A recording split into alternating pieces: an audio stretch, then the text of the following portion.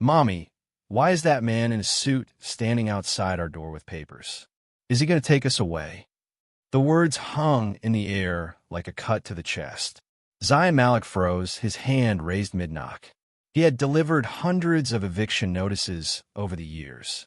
None of them ever made his throat tighten like this. He turned his head slightly and looked down. Two tiny faces peeked through the half-closed curtain, one clutching the other tightly. The older girl's voice had cracked when she spoke. Her bottom lip trembled. The younger one just stared with huge brown eyes, too scared to speak, holding a frayed stuffed bunny to her chest like a shield. Zion's voice caught in his throat. His suit felt tighter than it had moments ago. The envelope in his hand suddenly weighed more. He could hear the echo of their question again and again. He tried to steel himself. He reminded himself that rules were rules. Emotions do not pay mortgages. Kindness does not cover losses. But something in those children's eyes, fear without anger, confusion without rebellion, stopped him. The door creaked open. A woman rushed to the front, breathless, hair pulled back loosely, cheeks sunken. Her eyes darted from Zion to her daughters. "Girls, back inside," she said quickly, her voice firm but fraying at the edges. She turned toward Zion, pressing her lips into a line. "I am sorry, sir. They should not have opened the curtain. I know why you are here." She did not beg. She did not cry. But her hands trembled slightly as she wiped them on her clothes too thin for the cold morning. Zion cleared his throat. "Miss Sarah Kamal?" She nodded slowly. He handed her the envelope. "You are officially being served with a notice to vacate the premises. Rent has not been paid for 3 months." Sarah took the envelope with both hands and nodded again. "Yes, I understand." Her girls stood silently behind her, one gripping her leg, the other clinging to her sleeve. "You have 10 days, Zion said flatly, try to keep his tone neutral. "If arrangements are not made by then, we will proceed with further action." She nodded again. No protest, no defense, just a quiet, bone-deep acceptance that hurt more than yelling ever could. Zion turned away. As he stepped down the stairs, he heard it. A soft, broken voice from behind the door. "Is the rich man going to make us leave like Daddy did?" He paused mid-step. His hand gripped the railing harder than he intended. That voice, he did not know which girl it belonged to, but cracked something in him. He got into his car without looking back. But the silence inside felt louder than anything outside. As the engine started, he caught his own reflection in the rearview mirror. He looked exactly as he always did. Polished, in control, but his face did not match the way he felt. He drove off. Back at his office, the staff greeted him with updates, questions, and decisions. He nodded, signed where needed, issued commands. But inside, the voices kept echoing. "Please don't take Mommy. Is he going to make us leave like Daddy did?" They were not just sentences. They were wounds. By evening, he had pulled Sarah's file from the system. Paid rent on time for over 2 years. No complaints. No issues. Just a stop. 3 months of silence. He called in his assistant. "Has she ever caused trouble before?" "No, sir. Always quiet. Paid online. Never called for anything." "Any reports of damage?" "None." He leaned back, exhaling slowly. He stared at the ceiling, then back at the file. Tenant 43B. Sarah Kamal. 2 dependents. No emergency contact. No forwarding employer. That was all it said. Cold words on cold paper. But now he had seen her face, heard her children's voices, and suddenly it was not enough. He opened his laptop, clicked through pages, looked for news, accidents, layoffs, anything, but there was nothing. No one cared enough to write her story. But for some reason, he could not stop thinking about it. The next morning, he parked a block away from the building. He sat there for a while, engine off, watching. Through the frosty windshield, he saw Sarah walking down the sidewalk with her girls, one on each side, holding her hands. The older one had her school bag slung over her shoulder. The younger one carried a lunchbox that looked empty. Sarah walked with a slight limp. just enough to notice if you paid attention. She waited with them at the bus stop. When the bus came, she kissed each girl on the forehead, smiled. But the moment the bus pulled away, her shoulders slumped like someone had just added weights to them. She stood there, staring at the ground, then turned and walked back, alone. Zion stepped out of the car and followed from a distance. She did not notice. When she reached the building, he slipped inside just after her. Not to confront, just to see. He ran into the building supervisor instead. "Hey, you work here?" The man turned. "Yeah, I'm Raymond. Can I help you?" Zion hesitated, then said, "I own the building." Raymond nodded quickly. "Oh, yes, sir. I didn't recognize you. I came to check on one of the tenants." 43B. Raymond's face softened. "Sarah." He shook his head. "Good woman. Real good. Something happened a few months back. She changed. Quiet. Limping. Looked like she was holding back tears every time she picked up her kids." "Do you know what happened?" Raymond sighed. "Word is she had an accident at work. Back injury. They let her go. No compensation. She tried to fight it, but the lawyer bailed halfway. Since then, she's been trying to make ends meet. Selling things. Doing odd jobs. But she's proud.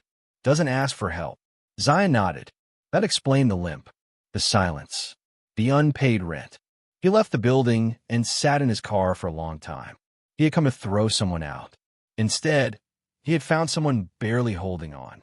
When he finally returned to his office that night, he logged into the system, clicked on Sarah Kamal's file, and hit pause eviction.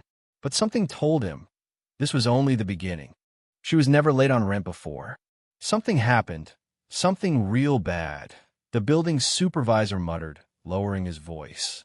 Zion sat frozen behind his desk, the echo of the girl's whisper, "Please don't take Mommy," still fresh in his ears. His morning had been a blur. The drive back, the silence in his office, the untouched coffee now cold on his desk. He could not shake it. The way Sarah stood, protecting her daughters. The quiet strength in her eyes. The panic. The shame. He spun his chair toward his assistant's desk. "Give me the full tenant file for Sarah Khan. Everything. Now." A few minutes later, the assistant returned, eyes wide. "You're going to want to see this." Zion scanned the digital records on the tablet. For 2 years, every rent payment on time. No noise complaints. No neighbor disputes. No damage reports. Just a clean, responsible tenant. Until 3 months ago. 3 months of silence. He clicked through the system logs, trying to understand. No calls. No request for extension. Just nothing. Like she had disappeared without leaving, hiding in plain sight. He stood abruptly. "I'm going over there." His assistant blinked. "You already went this morning. This time, I'm not knocking on the door. I just want to observe." Back in the neighborhood, Zion stayed in his car, parked discreetly down the street. He watched kids play outside. A dog barked in the distance. He waited until the apartment's building supervisor came out, lighting a cigarette and leaning against the railing. Zion approached casually. "Hey, you got a minute?" The man squinted at him. "You the guy from this morning?" "I own the place," Zion said simply. The supervisor's posture shifted. "Didn't realize you were coming by. Something wrong. I just want to understand what's been going on with Sarah Khan. I'll look through her file. It doesn't add up." The man hesitated, then exhaled slowly. She was working night shifts. Factory job. Real tough hours. Never complained, never missed rent. Then one night, she comes home with a busted arm. Said she slipped at work. Never saw her go back after that. No workers' comp. She filed, but it got held up. You know how that goes. She tried picking up some online jobs. Sewing work, odd stuff. But with 2 girls and no family around, he trailed off. Zion's jaw clenched. What about their father? The supervisor shook his head. Gone. Moved out a year ago. Some say he skipped town. Left him high and dry. Zion thanked him and walked away, his chest tight. Back at his office, he went straight to the building security archives. Pull any footage you have of apartment 2B. Last 6 months. Hours of video. He watched her leave before dawn. Return limping at night. Sometimes carrying groceries with one hand. the girls always waiting at the door. He watched the slow breakdown, Sarah moving slower, sitting longer, then the lights off for days, the girls peeking out windows. No help coming. He paused one frame. Sarah, wincing as she locked the door, her arm in a makeshift sling. One of her daughters pressing a drawing into her hand. Zion closed the laptop. For years, he had seen tenants as names on leases, units in a ledger. But now he saw a mother shielding her kids from a world that had abandoned her. Without a second thought, he logged into his system and found the eviction order. One click, delete. But even after it vanished from the screen, the feeling did not. He leaned back, eyes closed, and all he could hear was that whisper again. Please don't take mommy. Zion opened his eyes. He was not done. Not yet. Because something inside him had shifted. Something real. And it would not let him walk away. She collapsed in the stairwell. The little one was screaming. Sir, we did not know what to do. We thought she was gone. Zion dropped his phone. His blood drained from his face. The voice on the other end belonged to the building supervisor. But the words felt like a slap. What do you mean collapsed? He asked, already grabbing his keys. She was coming up the stairs with the kids. Looked pale. Next thing, she's on the ground. The girls were yelling for help. Zion's car tore through the streets. Red lights, honks, nothing mattered. His chest tightened with every passing second.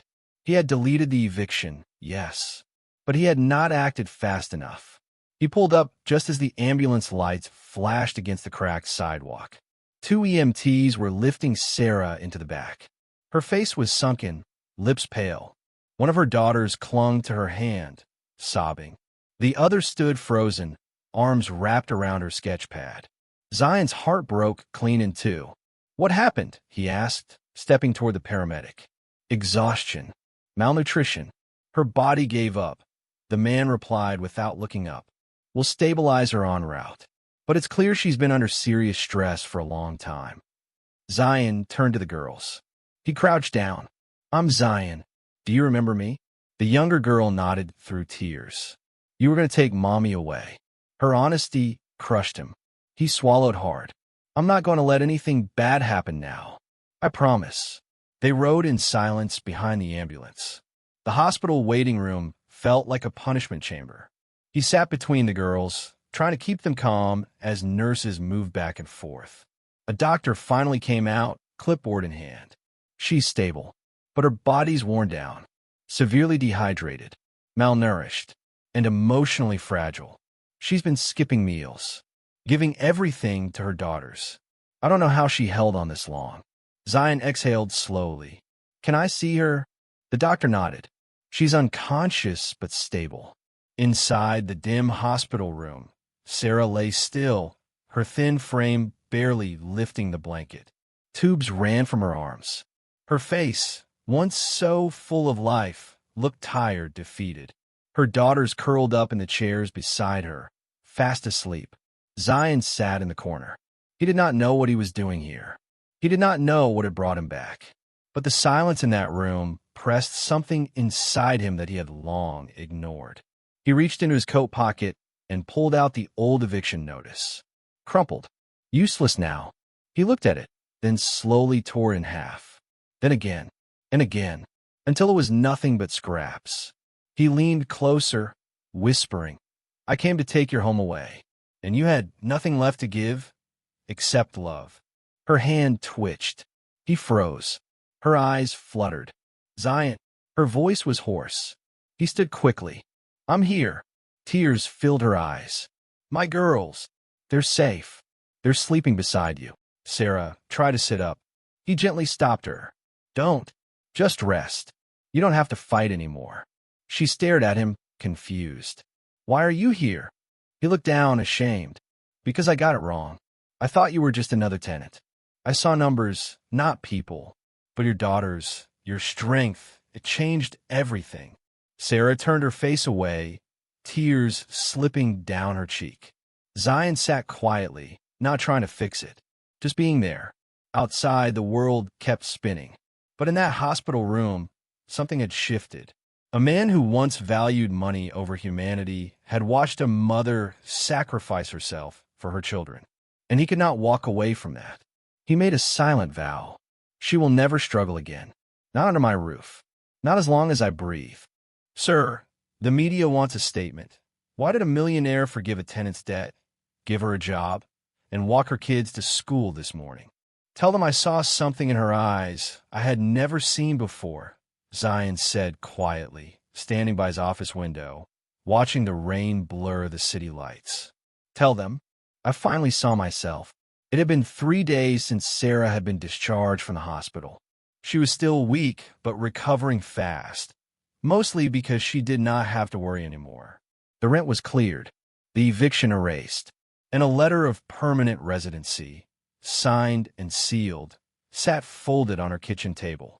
But what shook her the most was not the financial help. It was the man behind it, the same man who had stood at her door in a tailored suit, expression hard, holding that eviction notice with a heart made of ice. The same man now sat at the foot of her hospital bed, holding her daughter's crayon drawing in his hands like it was worth more than his watch. Why are you doing this? She had asked him that night, still hooked to and for, her voice thin. He did not answer right away. Then finally, he looked at her and said, Because I did not come to evict you. I came to learn what it means to be human again. Sarah cried that night, but for the first time in years, the tears did not taste like failure. They tasted like release.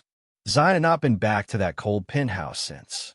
He had been waking up in his office, his clothes slightly wrinkled, eyes tired, but his heart lighter than ever.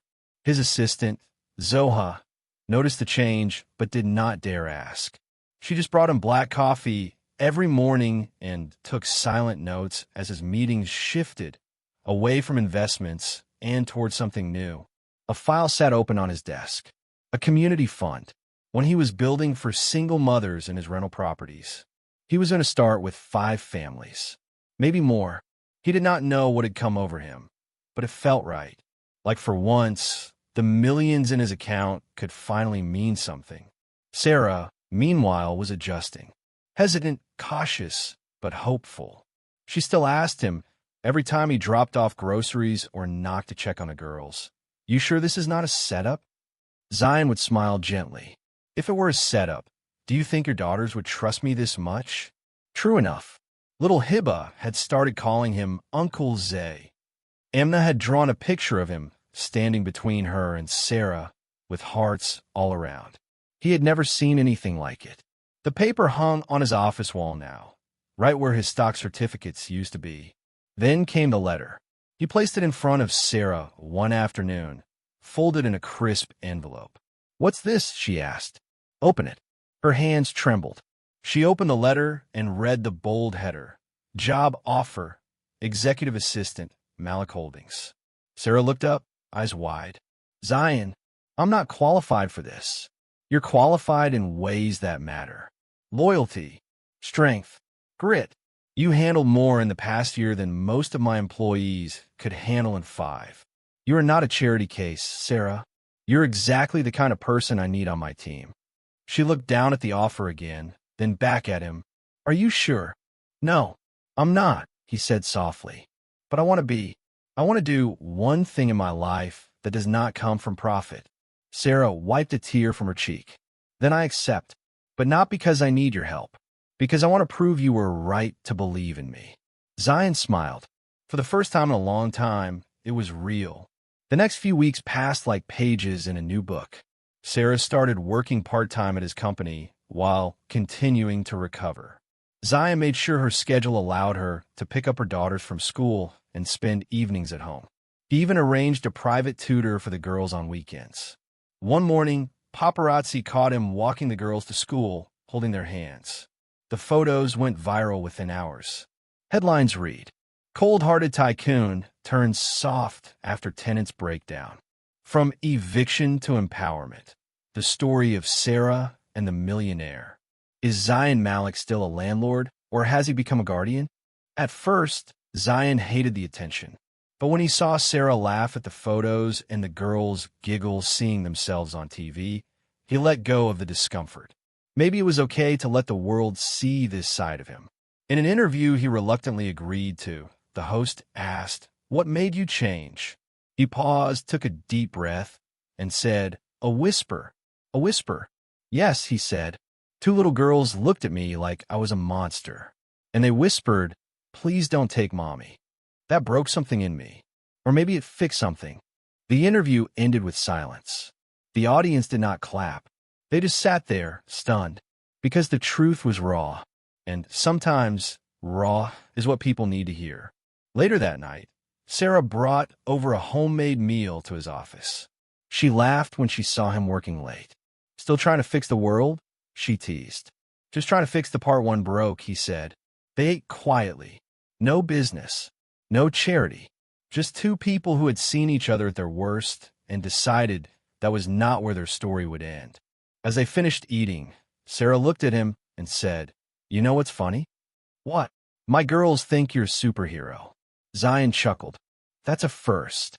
"Well, you kind of are," she said, voice soft. He looked at her. Really looked.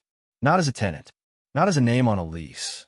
But as a woman who had taught him what strength looked like when the world was cruel. "You saved them," she added. "No," he said. "They saved me." And in that quiet moment, no contracts, no cameras, no noise, the story that started with an eviction ended with something neither of them had planned. Not a deal, not a favor, but a beginning.